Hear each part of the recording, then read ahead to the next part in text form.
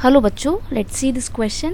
And here this question say, from which of the colonial laws the Indian Constitution adopted many institutional details and procedures.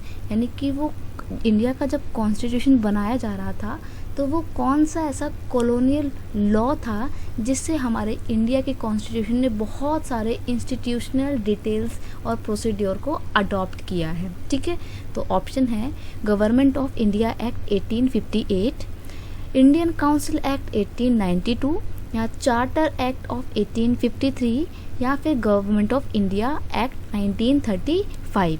तो यहाँ पे आपका option number D जो है बिल्कुल सही है. देखो बेसिकली इस क्वेश्चन का जो की कंसेप्ट था वो ये था कि इंडिया का जो कॉन्स्टिट्यूशन है वो कैसे बनाया है, उसमें कौन से कॉलोनियल लॉ से बहुत सारी चीज़ें अडॉप्ट की हैं. ये बेसिकली इस क्वेश्चन में पूछा गया है, क्वेश्चन का की कॉन्सेप्ट है, राइट. तो देखो जो 1935 का गवर्नमेंट ऑफ इंडिया एक्ट था, इसमें जो बातें बोली गई थी, जो चीज़ें कॉलोनियल लॉ में जो चीज़ें अडॉप्ट की गई थी, बातें थी, वो सारी चीज़ें, उनमें से काफ़ी सारी चीज़ें इंडिया के कॉन्स्टिट्यूशन मेकर ने जो है अपने इंडिया के कॉन्स्टिट्यूशन में इसको अडॉप्ट कर लिया.